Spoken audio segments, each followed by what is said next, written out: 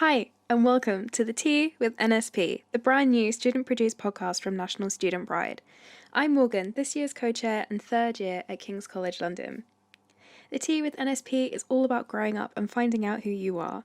Our podcast is an LGBTQ+ student-produced show that will focus on guests and issues that matter to you. This episode and the entire series is only made possible by the support of our incredible sponsors. Clifford Chance have been supporters of NSP for 9 years and a headline sponsor for 2021. If you've been to previous events, you might have taken part in their voguing workshop or seen Drag Race's Something Wong and Tea or Coffee hosting their photo booth. Thank you, Clifford Chance, for your phenomenal support for the LGBTQ+ community. In terms of what we have coming up this week, we have the genuine national treasure, Lorraine Kelly. I really hope you love this one. She's going to be talking about her life growing up, the gay clubs of Glasgow, RuPaul, and everything in between, so I really think it's something you're going to enjoy. Remember to stick around to the end of the podcast and find out which Ru girl is our guest on episode 2. And also remember to subscribe and enjoy the tea with NSP and Lorraine Kelly. So, let's get into it, shall we? Hello, listeners. Welcome to National Student Pride's newest podcast, aiming to give advice to students about university and work life, share some experiences with our weekly guests, and talk about some issues within the community and as an entire planet too. I'm Rhys James, and this is my good friend, David. Today, guys, we've got TV royalty having a chat with us, the queen of ITV, Lorraine Kelly. Good to see you. How are you doing? I'm good, thank you. How are you, darling? I'm fine. Thank you so much for inviting me to talk to you. This is going to be really good fun. It's a pleasure. I'm glad you said yes.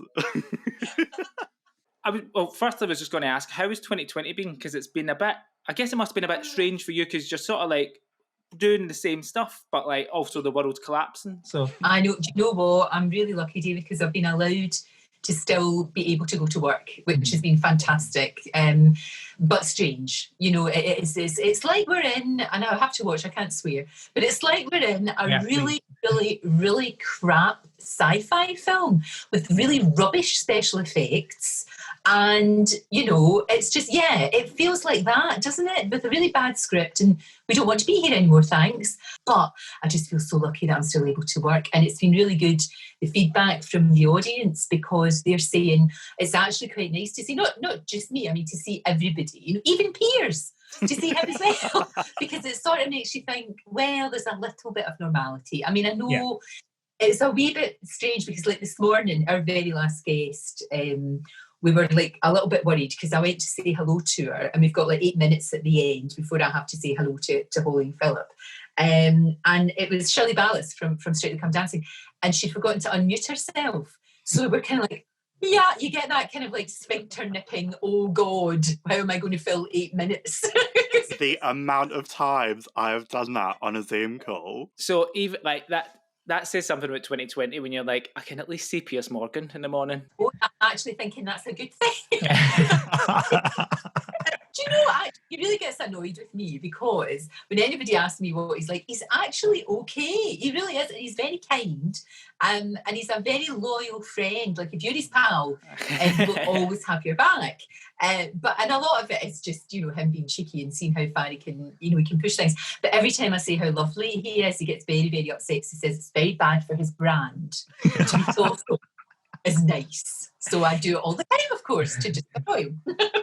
There is a weird thing about Piers Morgan because, like, I feel, you know, we'll not get into some of his issues on trans people. We'll fit that, but like, he's a big supporter of like gay rights and stuff like that, and so he's one of these weird people where I'm like, oh God, I'm agreeing with Piers Morgan again. What's going on? I know exactly what you mean. There are so many things that we agree on, but so many things that we don't. Mm-hmm. The only thing with him is he does always talk about free speech, and always, you know, he does try and air issues, but sometimes he just gets so carried away, and you know what it's like. Sometimes you don't get a word in edgeways. I mean, I did the show with him for a couple of days, and he's just like a runaway train, and it's not that he's trying to shut you out. It's just him. I think he just gets excited and he just wants to talk and talk and talk. And because it's live, you know, you just have to kind of go with it, really. But him and Susanna today, in fact, celebrated their 5th anniversary, which I rather naughtily told him was a wood anniversary.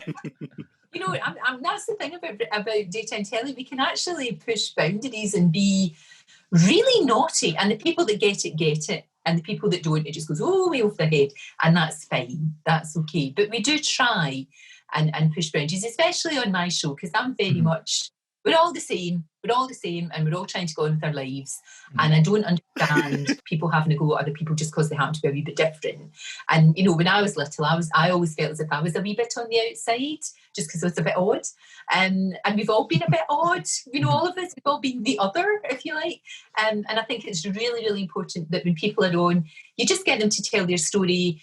You obviously don't make any judgments about them. You just, for me, it's all about giving people space to tell their story. And I've been so lucky over the years, particularly with the LGBT plus community, because they have trusted me with their stories.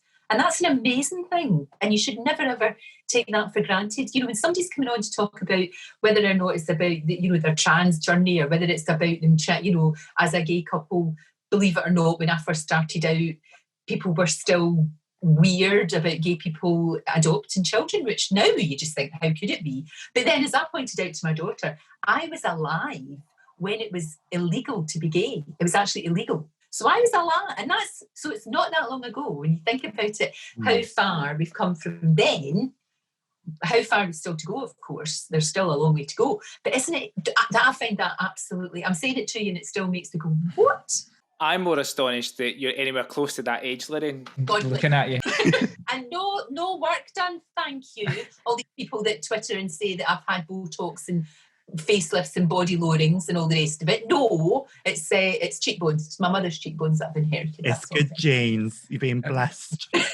There's the caption. Lorraine says no to plastic surgery. That's it. Listen, do whatever you like. Do you know what? Do whatever you like. But for me, no, because I've done so many items on people that I've had. Men and women that have had plastic surgery. It's like, yikes. They look like Klingons, and it's not good. You said you're a wee bit odd. What was Lorraine like at 16, 17, 18? I was 16, 17, 18. I was a strange child. I think I was a strange child. And it was weird because I was brought up in the Gorbals in the East End of Glasgow, in Bridgeton. But because my mum and dad were grafters, and my dad especially, he just worked all the hours God sends, to make sure that me and my brother had really nice clothes. My mum had a love, that in Glasgow, you say it's like a wee palace. It was a wee palace, she made it all really lovely. So when I went to school when I was a kid, I was thought of as, believe it or not, posh. So I used to get bullied for that. I used to get people, which is hilarious. Well, mind you, my mum didn't help by putting my hair in ringlets. You used to put your hair, you used to do it in the old days with tights, with your mum's stockings and tights, and put that in your hair so it was dead uncomfortable to sleep in. So I would go to school in the East End of Glasgow with ringlets and pink ribbons. I might as well just have held up a sign saying "kick me." That sounds so cute. And then when we moved to East Kilbride when I was a teenager, of course I was then from Glasgow, so I was scruff. So they thought that so I went from being Mrs. Posh person to not. So it was pretty weird. But I always was a bit of a geek, actually, of a geek. I loved science and astronomy and sci-fi movies and, Star Trek and all of that kind of thing. So, yeah, I was a happy kid, but I did always find it difficult to fit in, and I did kind of hang out with the same sort of people who also found it, but not. They were the most, to be honest with you, I think outsiders sometimes are the most interesting people. They've got the most interesting backgrounds, so yeah. And always there was that thing that my mum always said to my dad, is just treat everybody the same. Just treat everybody exactly the same. It doesn't matter whether, what money you've got or where you're from or who you are. We're all just trying to go on with it, which is true. I guess this is more for Reese and anyone listening's benefit. The Gorbals is not the nicest of areas in Glasgow, should we say? No, I can't think of the equivalent. But every city has got their, if you like, like the East End of London, it's a great place. But, and the people, and it's an amazing community. But yeah, the Gorbals was considered to be the worst, the most run-down area in Europe at one point. So yeah, it was, we lived in a little single end, which is like, now they would call it a bijou flat. It's like at uni, when I took my Rosie to university and I left her in the halls, and I'm like, oh my God, because it was just like a wee rabbit hutch. It's terrible. It's, I felt like just put some straw in the corner and just made me hamster. They are so small. I remember going to my halls like, oh no, what have I done? Is this where I have to keep my hats? You're probably saying. Where do I sleep? But no, so you did all your stuff because you didn't go to uni. Was that like a big thing? Did you make that a conscious decision? Oh, David, it's a huge thing because I would have been the first one in our family. And it's a big deal in class families. And I'm loving that you're drinking Iron Brew, by the way. I saw that there.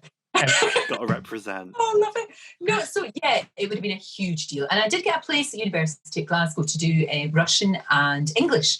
And I thought, and that was the route I was going. And then I saw this advert to be a cub reporter, a baby reporter in the local paper, the East Kilbride News. Applied for it and got it. But I'm obviously really glad it worked out really well. But I missed the university experience.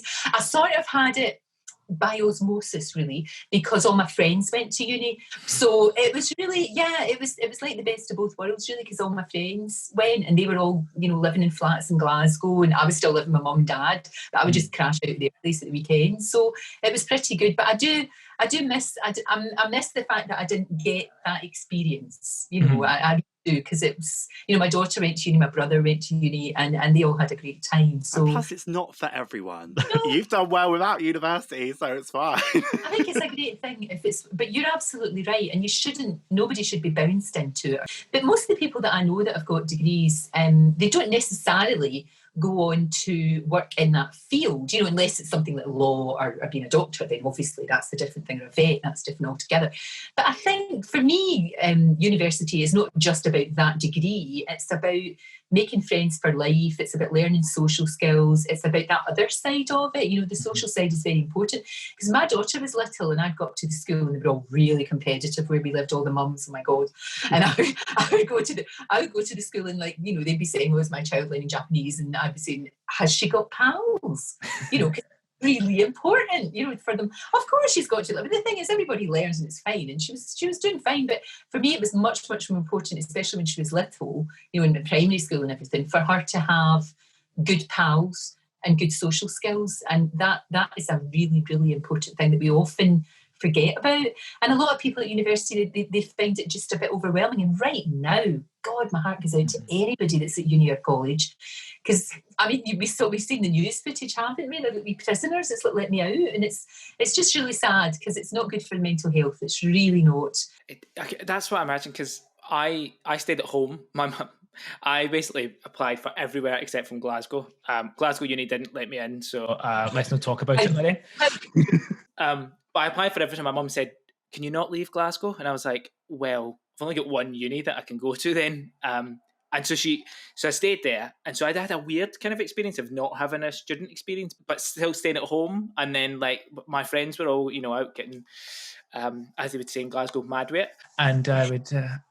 I'm just going to try and put loads of Scottish words in that Reese won't get this whole thing. Make me laugh. I'm just going to pretend and nod. What I wanted to ask, a cheeky one, I want to see if I can get away with it. Is there any kind of wild stories you've got from that time period where all your friends were in uni? Oh gosh, yes, we did. We were very, very naughty. And then I worked as well. I used to, because it was a daft thing, I got my job in the East Kilbride News, and then I moved to the BBC. I only stayed at the BBC for a year as a researcher, but the drop in salary meant that I had to get another job. So I got a job as a waitress in Glasgow, and I was the worst waitress in Glasgow.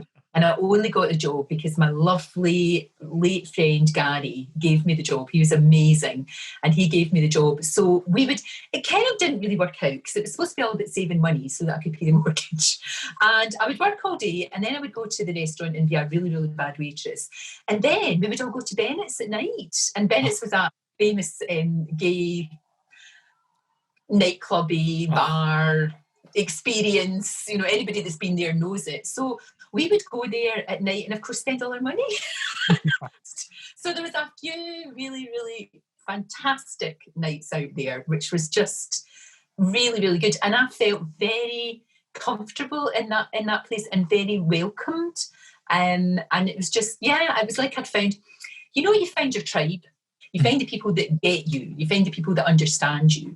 And I think that's really, really important to have that. It doesn't matter, it doesn't matter whether it's like people that were in the astronomy club that I was part of, or, the folks that I went to Bennett's with, or whoever, but when you find your gang and you've got that shorthand, and the best thing of all, you can just laugh. There's nothing like it. There's nothing like it. And I was very, very lucky to sort of fall into that situation. And I can't even tell you some of the things that we got up to. It was just so naughty. I was usually quite good. It was, but the other ones were quite bad. Thank God there was no social media. That's all I'm saying. Nothing on the Instagram stories at 2 a.m. Was Bennett's as wild as it was? Because when I started going, I remember I was 18. Well, actually, I was 17, but we won't say nothing. And I went to Bennett's for the first time, and it is wild. Like, Polo Lounge round the corner is a bit more of a standard place, should we say. But Bennett's was wild when I went. Was it like that when you went? I think it was. Although, to be fair, by the time we got there, we'd be finished work. We would probably get there when it was really going. So it'd be about 1 o'clock in the morning. So it probably was. But I just thought it was really fun. At that time, it was all Grace Jones, all the Grace Jones amazing videos, because she was so groundbreaking, and they had screens up with all the videos on, and that music, and that, it was all about the music for me as well. I absolutely loved that. I'd be quite happy to go there, and sometimes we would go and we wouldn't even have a drink, because we were just like excited. We didn't need it. Do you know what I mean? You just didn't need it, because it was just so fantastic. And my lovely, lovely pal Gary, he was so funny. I remember going up to his house one time, and he always had rules when you went to his house. Like, when everybody turned up, everybody had to wear shorts, and anybody that came wearing long trousers, they just get scissors and cut them. And then everybody wearing a tie, we just cut their tie off. He was one of the best characters, one of the best, late lamented, and just made me laugh an awful, awful lot. It was like a cabaret. It was just like being in a cabaret. We can clearly see that you know what you're doing, Lorraine, because literally my next question was about LGBT allies, and I was going to ask where it came from. I've never understood that, why anybody... I just don't understand the fascination that other people seem to have with who people choose to fall in love with, or to have flings with, or naughty times. Because it doesn't matter, and you just think, for goodness sake, behave. It doesn't matter, because all any of us want is to be happy, contented, fulfilled, and find somebody that we love. Or it can be more than one person, or whatever your thing is. But as long as you're all right with it, you're not doing anybody any damage, you're not hurting anybody, then why? I don't understand the judgmental thing. Really does me in, because I just don't get it. I really, really, really don't get it, and it just doesn't make any sense. And when you think about how we really have come far, I've been to quite a few gay weddings now, and they're joyous, like all weddings. They're joyful, of course they are. And you sort of think to yourself, why was this not allowed before? What was going on that people would, I don't understand why anybody could get upset with basically two people who love each other wanting to have a big party with all their pals and their family. And it doesn't affect anyone else's lives. Do you know what I mean? It's not Affecting your life. Why get so caught up in it all? You see people, especially people that are, real kind of, if you like, fundamental religious people, whatever their religion happens to be. And you're like, why don't you just go on with your life and don't so obsessed or bothered? Because, two guys getting married or two girls getting married, what is it to you? Yeah. Why do you get so... Why do you... It's that thing of you wonder what they're scared of and what they're scared by. That always... It's like, for something you dislike, you're obsessed. Have you ever experienced any homophobic attitudes during work? No, not now. And actually, to be fair, I've been very, very lucky, because where I worked in the local newspaper, apart from the editor, who was lovely, most of the people were really young.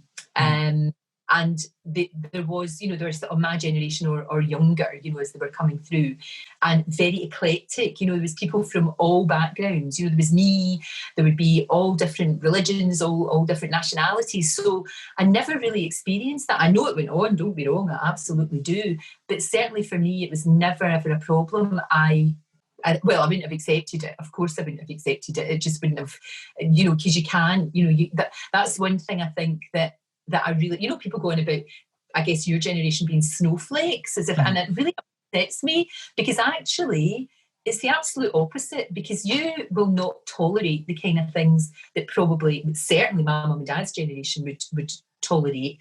But instead of being kind of like not saying anything, you will say things. You will actually say, no, I'm really sorry, that's not right. And that's really important, because if you don't speak up, and it doesn't matter what it is, what whether it's racism or sexism or homophobia, whatever it may be, if you accept it, if you don't call it out, you're almost letting it be acceptable, if you know what I mean. And so I think that the generation that's coming up now, it's brilliant, because things are changing. I see that with my daughter and all of her friends and their attitudes. They're very much like what I always was, which is just get on with it. Nobody's bothered. It's fine.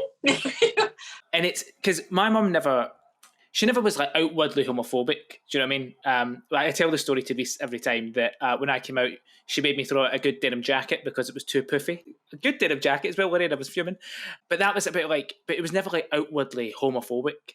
And there was always a bit of a kind of live and let live attitude that seems to have changed a little bit, I think, with other stuff. But like when I grown up, there's kind of do what you want as long as you don't support Celtic. That was it.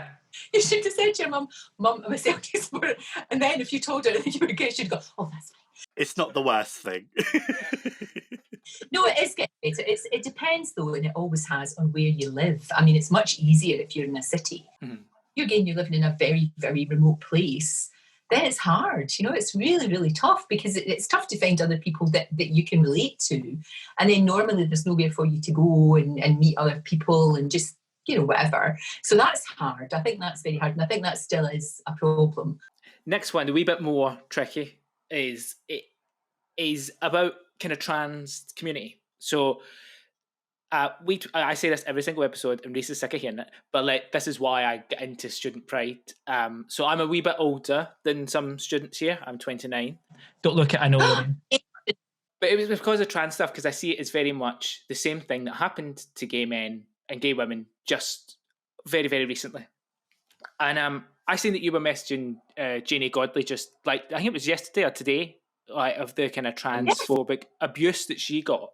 And it's like, how does that make you feel, seeing that like representation and see the kind of abuse? Oh, it's terrible. You're absolutely right to equate it with what gay men and women were going through, and now it's the same for the trans community. But I do really think that, again, I think it will get better. It just has to take some time. And I do think that actually airing it and talking about it is absolutely vital. I really do.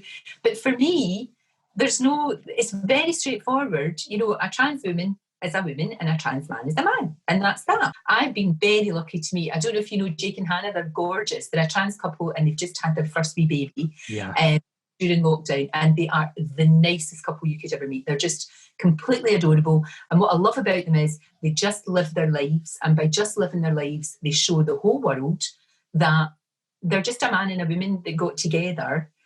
Germany was probably a little bit more tricky than most and tough as well. But if you look at someone like Hannah, who was in the army, her position would have been absolutely horrific.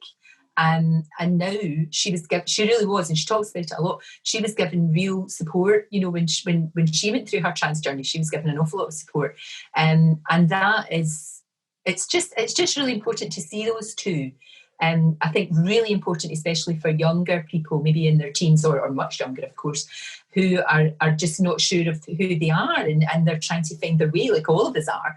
And even when people are, behave like idiots and say hurtful, horrible things, there's a whole load of people who will support you now. I mean, I remember doing interviews a long, long time ago. I talked to a trans woman who used to be in the army again, was in the army, and she went through the whole journey, and she had a really, really tough time, and she taught me so much on how she was feeling and how tough it was for her. And she's a woman, I don't understand this. Everybody's getting terribly. That's it. It's very simple. It's again this thing that we're talking about. Why does that matter so much to somebody else, what you're calling yourself? Is that anything you've ever worried about, like being outspoken about that? Is that ever something? Not at all. Not in any way. I just think that I think it's okay. I think what we have to do, though, is to make sure that people can ask questions. I mean, what was really good about Black Lives Matter was that people started having conversations, white people, I mean, because we were kind of like on eggshells and some of us not quite sure what to say. And it's can be a little bit like that with particularly, with the trans community, because we don't want to offend anybody. We don't want to say anything out of turn, but sometimes that can make you not have the conversation, which is a shame. So I think it's important to have a climate where people can just genuinely ask questions, because they're curious and they want to understand and they want to have empathy. So something maybe a bit less intense now. Drag Race, so many questions, but first, what was it like when you met RuPaul? Well, it was, I actually couldn't help myself. I curtsied. I did. I've never seen a more beautiful human being. It's ridiculous. It is absolutely, she's very tall. Very, very tall. And then with the wig, sorry, with her real hair. Yeah. And you know what? It's that thing of, she's in charge. It's her show and everything. So her name is on the show. She is the one that sets the tone. So, instantly, as soon as you walk into the studio, you know that it's going to be fine because everybody's laughing, everybody's having a nice time. They're all very professional. Everybody's getting on with it. But there's a lovely light atmosphere. And I've been to places where that's not happened. Like if you're maybe interviewing somebody who can be very difficult, Kevin Spacey. RuPaul, it was a joy, and I was so excited. And it was fantastic. And I'm so glad that we got, because the British one is very different from the US one, I think. I agree. It was very fresh, and it was classic British drag where it took the piss, and it was rough around the edges, but it was perfect at the same time. And what I like about that show is, for people that haven't watched it, you crazy things, it's got real heart. When everybody contestants start talking to one another and start talking about how their lives are and start opening up a wee bit more, it's really good. You really understand them more and get to know them. And because of course their drag personas are huge and enormous and fun and all of that. But when you get to the sort of vulnerable people under there, I think that's really, really important. Would you ever go back and guest judge? Well, I did. I'm not supposed to tell you, but I'm just going to tell you. Exclusive! The new series, I'll be in the new series. And Raven, gorgeous Raven, yeah, does makeup for everybody. I should it for everyone now. Because I did RuPaul and Michelle Visage's podcast, and that was amazing. It was just belated and it was fantastic. It was really good. I was so starstruck though. I really was. I was trying to be cool, That's what David is now. Yeah, that's you're my RuPaul, Lorraine. That's it. Oh my God. Do you have a favourite queen? I really like Courtney Act. I think because Courtney, I've interviewed her quite a few times, and she did our Hollywood slot for us. She filled in for Ross and was brilliant. Was absolutely, but sharp, so clever. And then I loved. Do you remember when she came down the runway and she had the big wings? Yes. Oh my God. That was absolutely iconic. So I really, really like her. I think she's good. I love Bag of Chips. I think she's so fun. Could you imagine going out with her? I don't think I could. I don't think I've got the stamina for it. Yeah. I don't think I would keep up. I don't think there's I like Davina. I like Davina DeCampo as well. I think she's really lovely. And Vivian's great. I think she's a class act. She is a class act. What was it? Bag of Chips used to always say, what is it? That's better. How was your episode that you were on for the next series? Oh, it was great. It was really, really, really good. You have to sign, and you don't sign a non-disclosure thing. I don't mean that, but they don't like you to talk about anything. But so we'll have to do another one. Just that, like when it comes out, we'll need to do another one, and then we can have a right good dissect of the whole episode. Everybody's just heard that. Lorraine has said yes to doing another podcast. So all extravaganza. Let's have us three just host a whole podcast dissecting Drag Race UK. Going back to the you in school, right? Is there anything you would go back and you would change about that time frame, 18 to 22? That age, yeah, I wish I had a little bit more confidence in myself. And stupidly, and we do this to ourselves, don't we? Women and men do this to ourselves. I thought I was a pudding. I thought I was a big lass, a big hefty lass, and I wasn't. And I wish I could go back and say, you're fine.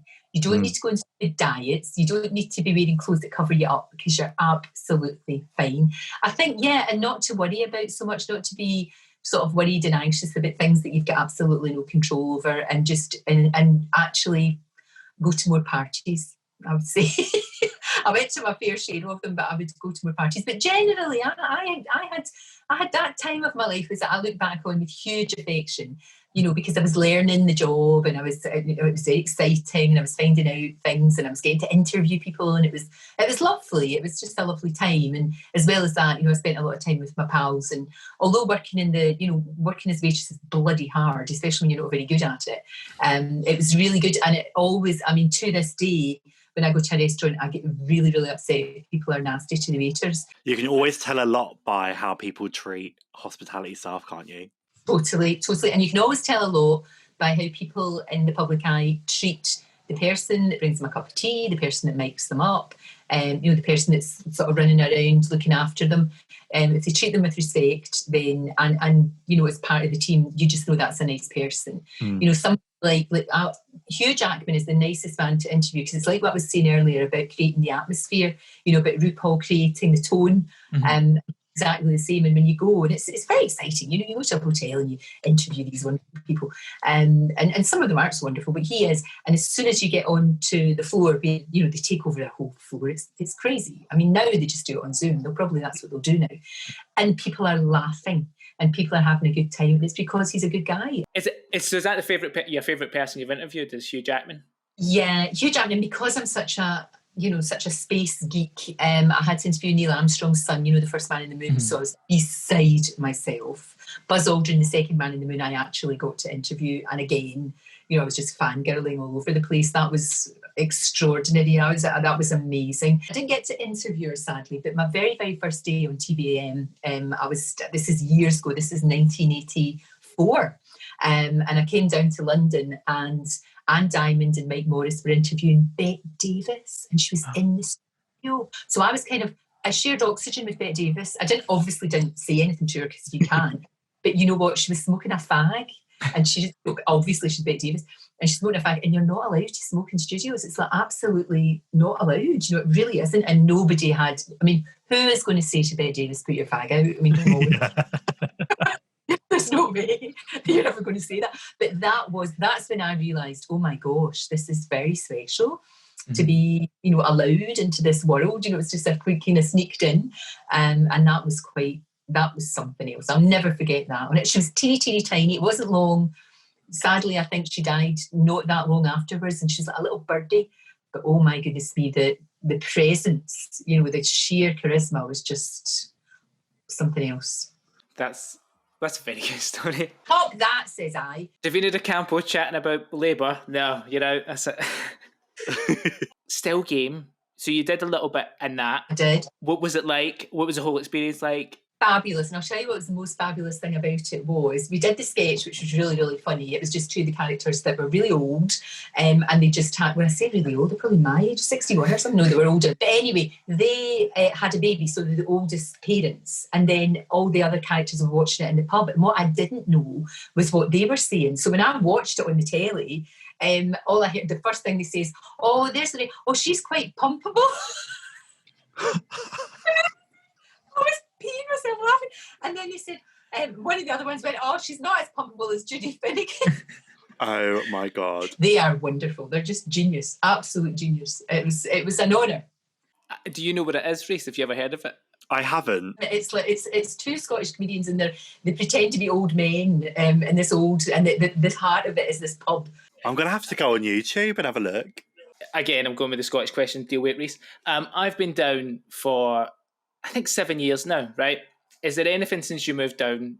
So you're back in Scotland now, aren't you? You moved back? No, we're down here. Okay. Because of lockdown, I can't get back up as much as I would, because my mum and dad are obviously still up there.